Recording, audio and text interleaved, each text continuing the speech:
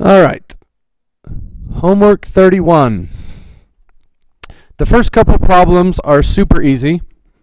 It will say something like, what is the sine of 63 degrees? Well, all you have to do is type that in your calculator, but there's a catch. Your calculator has to be in degree mode.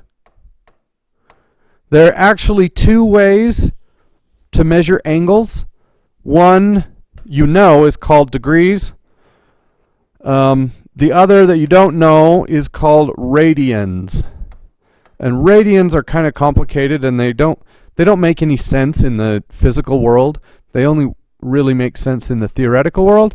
So if you have a TI-84 and you push the math button, the mode button, down on the fourth row or third row, depending on your calculator, you get to choose either radians or degrees. You want degrees. If you have a scientific calculator, you'll see either RAD or DEG, and there's probably a button that looks something like that, RAD to DEG. You have to be in degrees, otherwise it's going to mess everything up and it won't work. Your phones will probably do this if you change your calculator to scientific mode. Sometimes all you have to do is turn your phone sideways and the calculator will automatically switch from basic mode to scientific mode. But however you do it, calculating the sine of 63 is easy. You just push the sine button, 63, and close the parenthesis if necessary, and I get 0.891. And you need to round to the nearest hundredths, so 0.8910065. This is the hundredths place. So you look at that number. If that number's lower than 5, then the 9 stays as it is. If that number is 5 or greater, then the 9 would become a 10, which would make the 8 also a 9. So this one, I don't need to bump anything up. The answer is just 0.89. So if I had the tangent of 60, then I would just type in tangent 60, and I have 1.732. I look at this number. It's smaller than 5, so I leave it off, and I get 1.73. Okay, the cosine of 50. Just type in cosine 50. See if I can make it. Okay, good.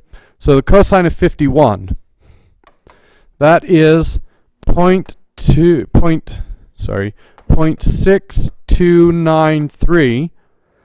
This number is greater than 5, so it turns this into a 3. The answer is 0.63. That will take you through, I think, the first 4 problems or so. Okay, and then after that, they get more difficult. For instance, they could look like this. So 12, 16, and we'll call this x. And it wants to know, what is the sine of x? If we use our mnemonic, so ka toa, sine is O divided by H. So 16 is the O, and H is unknown. So my answer is 16 over some unknown number. How do I figure out that number? Well, I use the Pythagorean theorem. So I do a squared plus b squared equals c squared. That would be 12 squared plus 16 squared equals c squared. And again, c has to be the long side. A and b don't matter, but the c has to be the hypotenuse. Okay, so in my calculator, 12 squared plus 16 squared is 400. Then I take the square root.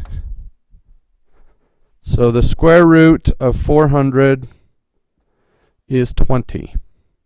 So this is a 20, which means this is a 20, and that actually simplifies down to 4 over 5. Okay, let's do another one. What if I had 5 and 13, and I called this x, and I want to know what is the tangent of x equal to? Well, tangent is O and A. So this is O, and this is A, but I don't know what that is. So the answer is going to be 5 over some number. Well, that number can only be found using the Pythagorean theorem. The Pythagorean theorem is a squared plus b squared equals c squared. And remember, the hypotenuse has to be c. A and b can be flipped, but the hypotenuse has to be c. So I'm going to put this in here and this in here. 5 squared plus b squared equals c, not c squared, 13 squared. Okay. So 25 plus b squared equals 169. Subtract 25, and I get b squared equals 144. Then I take the square root, and I get b equals 12. So going back up here, this is a 12, maybe. That is a 12. So the tangent of x is 5 over 12. And that's your answer. So that should be enough to let you finish homework 31. Good luck.